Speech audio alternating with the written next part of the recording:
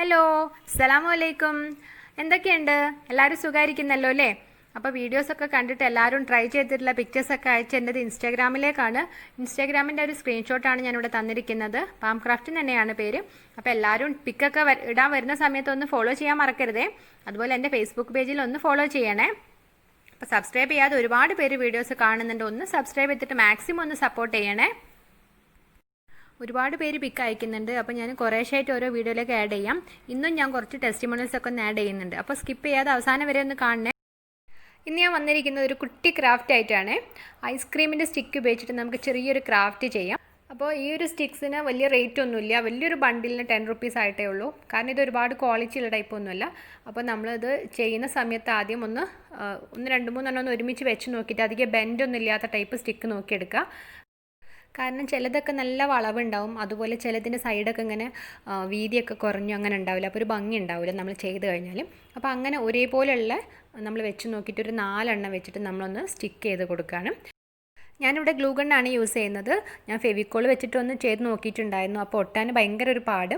അപ്പോൾ നിങ്ങളെ കയ്യിൽ ഗ്ലൂ ഗൺ ഉണ്ടെന്നുണ്ടെങ്കിൽ അത് യൂസ് ചെയ്യാം കേട്ടോ. പെട്ടെന്ന് തന്നെ സ്റ്റിക്ക് ചെയ്ത് കിട്ടും. അപ്പോൾ ഒരു 4 എണ്ണം ഇങ്ങനെ സൈഡിലോട്ട് ഇങ്ങനെ സ്റ്റിക്ക് ചെയ്തിട്ടൊന്ന് റെഡിയാക്കി എടുക്കുകയാണ്. അപ്പോൾ ഈ ഒരു ടൈമിൽ ബെൻഡ് ഉള്ളതാകുമ്പോൾ നമുക്ക് കറക്റ്റ് ഒരു ഷീറ്റ് പോലെ കിട്ടില്ല. അതുകൊണ്ടാണ് ഞാൻ പറഞ്ഞത്. അപ്പോൾ അതുപോലെ നമ്മൾ ഈ 4 എണ്ണം എടുത്തിട്ടുണ്ടല്ലോ, അതുപോലെ ഒരു 5 സെറ്റ് നമ്മളൊന്ന് ഉണ്ടാക്കിയെടുക്കണം. ഞാൻ ഇന്നത്തേക്ക് ഒരു ബോട്ടിൽ ആർട്ടായിരുന്നു ചെയ്ത് വെച്ചിട്ടുണ്ടായിരുന്നത്. അപ്പോൾ കോൾഡൊക്കെ വന്നിട്ട് ഭയങ്കര തലവേദനയും സൗണ്ടൊന്നും അങ്ങോട്ട് ക്ലിയർ ആവണില്ല. അപ്പോൾ ഞാൻ ഇന്ന് വീഡിയോ ഇടണ്ടെന്ന് വിചാരിച്ചിട്ടുണ്ടായിരുന്നു. പിന്നെ സിമ്പിളായിട്ടുള്ളൊരു ക്രാഫ്റ്റ് ചെയ്യാമെന്ന് വെച്ചിട്ട് ഭയങ്കര ഈസി ആയിട്ടുള്ളൊന്ന് ചെയ്ത് നോക്കിയതാണ്. അപ്പോൾ അങ്ങനെ 4 എണ്ണം സ്റ്റിക്ക് ചെയ്തിട്ട് നമ്മളൊരു 5 സെറ്റ് ഉണ്ടാക്കി വെച്ചിട്ടുണ്ട്. ഇനി നമുക്കിതൊന്ന് പെയിൻറ്റ് അടിച്ച് കൊടുക്കണം. അപ്പോൾ ഞാൻ ആദ്യത്തെ ആ ഒരു ഷീറ്റ് പിങ്ക് കളർ യൂസ് ചെയ്തിട്ടാണ് ചെയ്യുന്നത്. ആക്രിലിക് കളർ പെയിൻറ്റ് തന്നെയാണ് യൂസ് ചെയ്യുന്നത്. അപ്പോൾ പെയിൻറ്റ് ചെയ്യുന്ന സമയത്ത് എനിക്ക് തോന്നുന്നത് നമ്മൾ കുറച്ചും കൂടി ഒരു വെള്ളം ആഡ് ചെയ്തിട്ട് പെയിൻറ്റ് ചെയ്യുന്നതായിരിക്കും നല്ലത്. അപ്പോൾ ഇങ്ങനെ ആകുമ്പോൾ ഒരുപാട് പെയിൻ്റ് ആവുന്ന പോലെ തോന്നും. അപ്പോൾ കുറച്ചൊന്ന് വെള്ളം ആഡ് ചെയ്താൽ വലിയ കുഴപ്പമൊന്നുമില്ല. മരത്തിൻ്റെ ഒരു ടൈപ്പ് മെറ്റീരിയൽ ആണല്ലോ, അപ്പോൾ അത് പെട്ടെന്ന് തന്നെ അബ്സോർബ് ആയിക്കോളും, കുഴപ്പമൊന്നുമില്ല. അപ്പോൾ നിങ്ങൾ ഇനി ഇതിന് പകരം നിങ്ങൾക്ക് വേണമെങ്കിൽ കളേർഡ് ആയിട്ടുള്ള സ്റ്റിക്സും വാങ്ങിക്കാൻ കിട്ടും. പക്ഷേ കുറച്ചൊരു റേറ്റ് കൂടുതലാണ്. അപ്പോൾ അങ്ങനെ വേണമെങ്കിലും ചെയ്യാം. ഇത് കളർ ചെയ്യാൻ വലിയ പാടൊന്നുമില്ല, പെട്ടെന്ന് തന്നെ നമുക്ക് കളർ ചെയ്ത് കിട്ടും.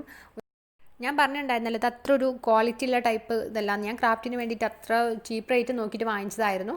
അപ്പോൾ മേലെ നമുക്ക് പെയിൻറ്റ് ചെയ്യുന്ന സമയത്ത് മനസ്സിലാവും അത്ര ഒരു ഫിനിഷിംഗ് ഇല്ലാത്തത്. അപ്പോൾ നിങ്ങൾക്ക് വേണമെങ്കിൽ കുറച്ചുകൂടി നല്ല ക്വാളിറ്റി ഉള്ളതൊക്കെ എടുക്കാം കേട്ടോ. അപ്പോൾ അതിൻ്റെ മേലെ മാത്രമല്ല സൈഡിലൊക്കെ ഒന്ന് പെയിൻറ്റ് ചെയ്ത് കൊടുക്കണം. അപ്പോഴേ അതിനൊരു കറക്റ്റ് ഒരു ഭംഗി കിട്ടുള്ളൂ. അപ്പോൾ ഈ ഒരു സെറ്റ് നമ്മൾ പെയിൻറ്റ് അടിച്ച് കഴിഞ്ഞിട്ടുണ്ട്. ഇനി അതൊന്ന് ഡ്രൈ ആക്കാൻ വെക്കണം. അപ്പോൾ ഇനി നമുക്ക് അടുത്ത ഒരു സെറ്റ് വേറൊരു കളർ വെച്ചിട്ടൊന്ന് പെയിൻറ്റ് അടിക്കുകയാണ്. ഈ ഒരു സെറ്റിന് ഞാൻ നല്ലൊരു റോയൽ ബ്ലൂ ആണ് യൂസ് ചെയ്യുന്നത്. ഞാൻ കുറച്ച് അട്രാക്ഷൻ ഉള്ളൊരു കളേഴ്സ് നോക്കിയിട്ടാണ് ചൂസ് ചെയ്തത് കേട്ടോ. അപ്പം നിങ്ങളെ കയ്യിൽ ഏത് കളറാണോ അവൈലബിൾ ആയിട്ടുള്ളതും അതുപോലെ നിങ്ങൾക്ക് ഇഷ്ടമെന്ന് വെച്ചാൽ ആ രീതിയിലൊക്കെ ഒന്ന് ചൂസ് ചെയ്തെടുത്താൽ മതി. ഞാൻ ബോട്ടിലിടുന്ന സമയത്ത് കുറേ കുഞ്ഞു കുട്ടികളൊക്കെ ആയിരിക്കും കമൻറ്റ് ചെയ്യാറുണ്ട്, ബോട്ടിൽസ് ഒന്നും കയ്യിലില്ല, എന്തെങ്കിലും സിമ്പിളായിട്ടുള്ള കുട്ടികൾക്ക് പറ്റിയ നല്ലൊരു കുഞ്ഞു ക്രാഫ്റ്റൊക്കെ ഇടുമോ ചോദിച്ചിട്ട്. അപ്പോൾ പോപ്സിക്കിൾസ് ഒക്കെ ആകുമ്പോൾ കുട്ടികൾക്കൊക്കെ ഭയങ്കര ഇൻട്രസ്റ്റിംഗ് ആണ്. അവർക്കൊക്കെ നല്ല ഇൻട്രസ്റ്റിംഗ് ആവും. അവർ കുഞ്ഞു കുട്ടികൾക്കൊക്കെ ചെയ്യാനും വലിയ ബുദ്ധിമുട്ടൊന്നും ഇല്ലല്ലോ. അപ്പം ഞാൻ അതാണ് ഇങ്ങനെ ഒരു ചെറിയ സിമ്പിളായിട്ടുള്ളൊരു ക്രാഫ്റ്റ് ചെയ്യാമെന്ന് വിചാരിച്ചത്. അപ്പം ഞാൻ 5 സെറ്റും 5 കളേഴ്സായിട്ട് ഇങ്ങനെ സെലക്ട് ചെയ്തിട്ടുണ്ട്. അപ്പോൾ പേർപ്പിൾ കളർ, യെല്ലോ, ഗ്രീൻ ഒക്കെ ഞാൻ യൂസ് ചെയ്തിട്ടുണ്ട്. ഇതിപ്പോൾ ഞാൻ സെക്കൻഡ് കോട്ടൊന്നും അടിച്ചിട്ടില്ല കേട്ടോ.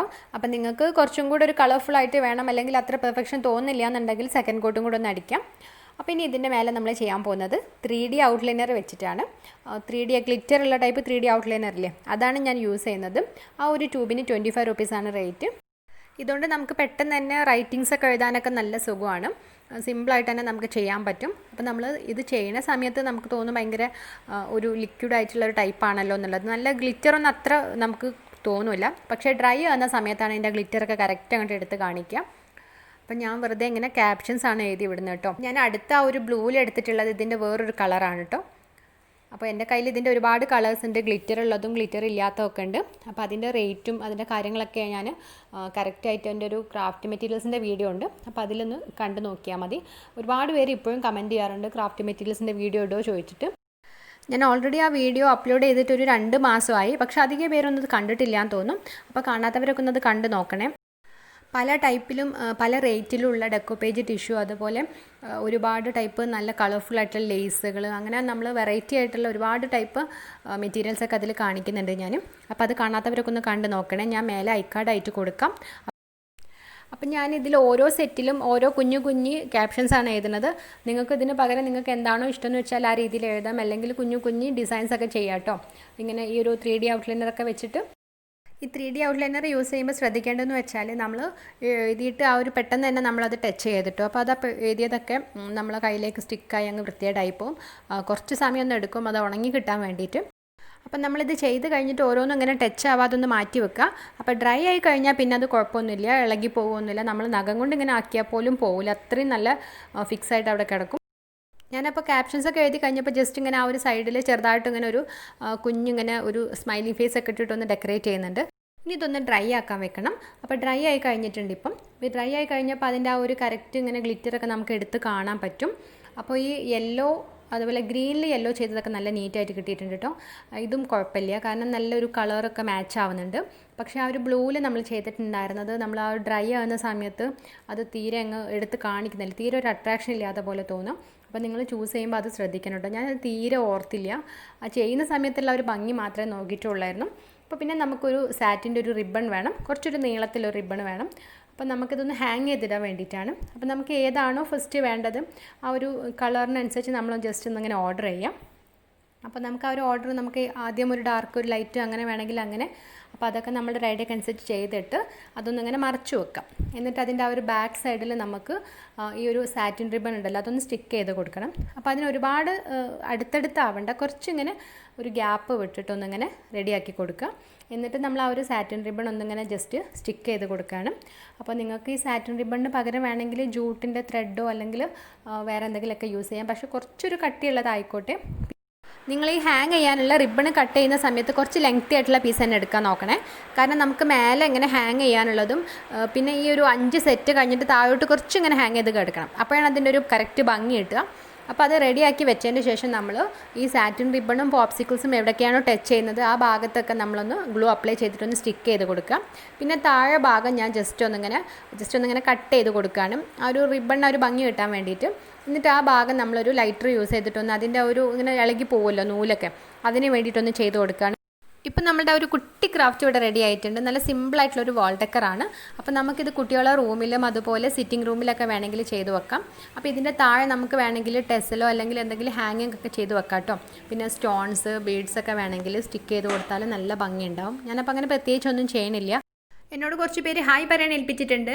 അബു ജുബ്ബു, ഹബീബ, 6th പഠിക്കുന്ന ശ്രീലക്ഷ്മി, 8th പഠിക്കുന്ന അനീറ്റ അനിൽ, മെൽറിൻ ആൻ്റണി, ഷദ, അസ്ര, ഫാത്തിമ റിഫ, റിഷ്മ റാഫി, അർഷിയ, ഏഞ്ചൽ, 6th പഠിക്കുന്ന ദേവനന്ദ, 8th പഠിക്കുന്ന അഭിരാമി, പാറു, അർഷാഖ്, 5th പഠിക്കുന്ന ഭദ്ര, റിൻഷ, ആയിഷ ഷെറീന, ഷംനായം, അമൃത അനിൽ, 5th പഠിക്കുന്ന റെന ഫാത്തിമ, ശ്രുതി, ദുർഗ CS, ജിയ, ജസ്മി, 6th പഠിക്കുന്ന ശ്രുതിലയ, ഫിസ, ഫൈസ, എല്ലാവർക്കും ഞാൻ ഹായ് പറഞ്ഞിട്ടുണ്ട്.